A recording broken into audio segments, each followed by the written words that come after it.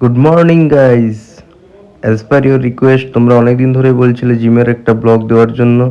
তো ফাইনালি আজকে chest day, ওয়েটটা চেক করে নিলাম। 80 কিলোস, একটু কম হয়েছে বাট আরও কমাতে হবে। ফাটাফাট ড্রেস চেঞ্জ করে আমি রেডি হয়ে যাচ্ছি আমার ট্রেনিংয়ের জন্য। প্রথমেই পুশ আপ দিয়ে স্টার্ট করব। আজকে বলবো 4টে বেস্ট ওয়ার্কআউট চেস্টের জন্য। তো প্রথমেই স্টার্ট করব রেজিস্ট্যান্স ট্রেনিং। এর জন্য আমি ইউজ করছি 20 কিলোর দুটো প্লেট, যেটা দিয়ে আমি করব প্যারালাল বেঞ্চ প্রেস। এটা কিন্তু চেস্টের একটা বেস্ট এক্সারসাইজ। এটাতে চেস্টের একদম ফ্রন্ট মাসেল খুব ভালোভাবে ট্রেন করা যায়। আফটার দ্যাট আমি ইউজ করবো ইনক্লাইন ডাম্বেল প্রেস, যেটার জন্য আমি 10 কিলোসের দুটো ডাম্বেল নিয়েছি। বাট এটা প্রপার ওয়েতে করতে হবে, যেভাবে আমি করছি। প্রপার ওয়েতে না করলে মাসেল গেন হবে না। তারপর বাটারফ্লাই উইথ কেবল ক্রস, এটাও একটা খুব ভালো এক্সারসাইজ চেস্টের জন্য। এটা চেস্টের ইনার আউটার দুটো মাসেলকেই খুব ভালোভাবে গ্রো করে। বাট হ্যাঁ, ওটাই প্রপারলি করতে